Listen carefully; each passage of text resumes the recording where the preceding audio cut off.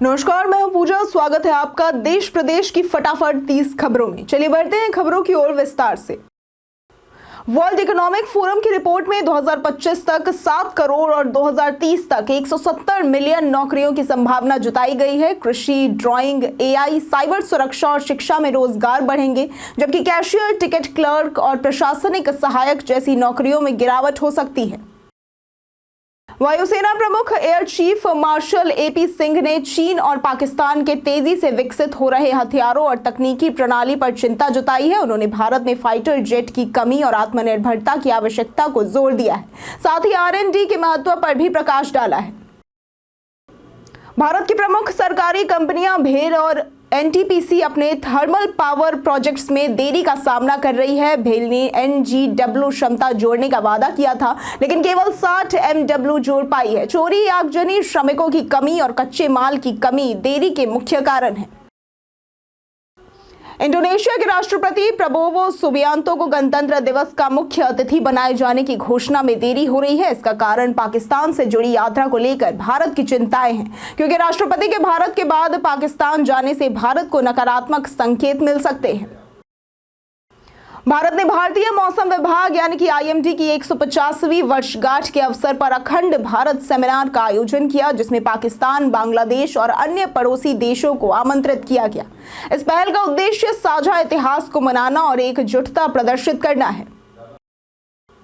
Punjab national bank ने sports कोटे के तहत कस्टमर सर्विस एसोसिएट और ऑफिस असिस्टेंट के लिए भर्ती निकाली है। आवेदन प्रक्रिया 24 जनवरी तक चलेगी। कस्टमर सर्विस एसोसिएट के लिए आयु सीमा 20 से 28 वर्ष और ऑफिस असिस्टेंट के लिए 18 से 24 वर्ष है।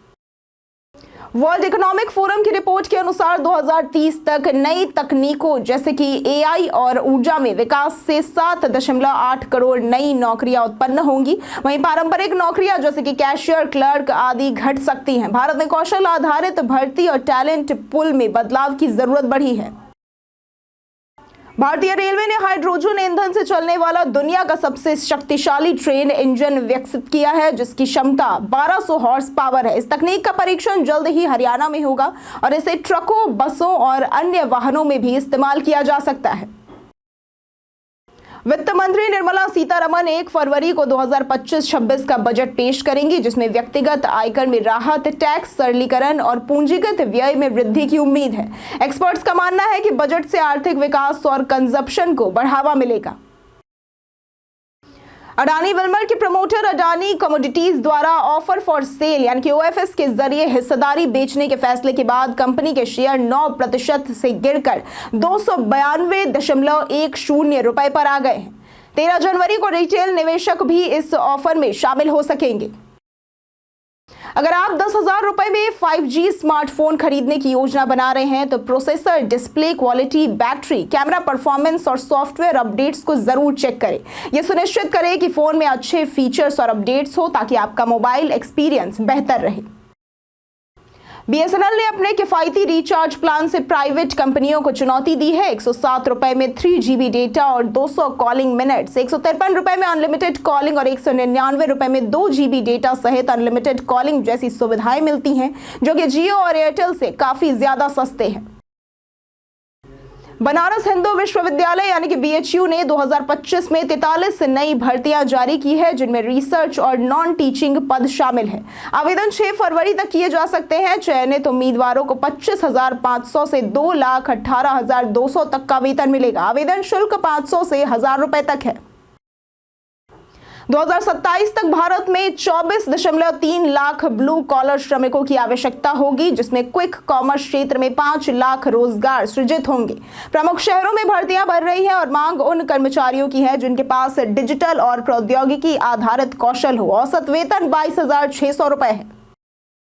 सुप्रीम कोर्ट ने ऑनलाइन गेमिंग कंपनियों के खिलाफ GST विभाग द्वारा भेजे गए 1.12 लाख करोड़ रुपए के नोटिस पर किसी भी कार्रवाई पर रोक लगा दी है। कोर्ट ने अगली सुनवाई 18 मार्च 2025 को तय की है, जिससे गेमिंग कंपनियों के शेयरों में तेजी आई है।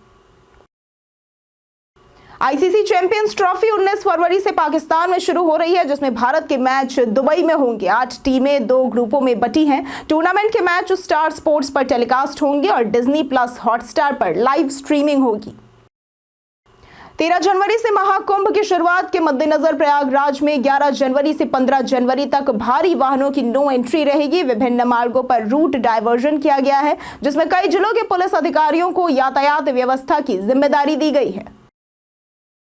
2024 में महिला मतदाताओं की संख्या में 1.8 करोड़ का इजाफा हुआ है, जिसमें सरकार की योजनाओं जैसे कि साक्षरता, मुद्रा योजना, पीएम आवास और स्वच्छता का बड़ा योगदान रहा है। हालांकि मतदान प्रतिशत में गिरावट आई है और भारत जल्द ही मतदान के मामले में तीसरे स्थान पर आ सकता है। टीआरपी में सीआईडी से पिछड़ने के बाद कौन बनेगा करोड़पति के भविष्य पर अनिश्चितता बनी हुई है। शूटिंग में देरी के कारण सोनी चैनल के पास अगले एपिसोड का कोई सामग्री नहीं था। अमिताभ बच्चन के साथ करार में भी विवाद बढ़ रहे हैं। एलएनटी के चेयरमैन एसएन सुब्रमण्यन के 90 घंटे काम करने के बयान पर विवाद खड़ा हो गया है। उनकी FY24 में कुल आय 51.05 करोड़ है, जो कर्मचारियों की औसत सैलरी 9.55 लाख से 534 गुना अधिक है। उनके बयान ने भी बहस को जन्म दे दिया है।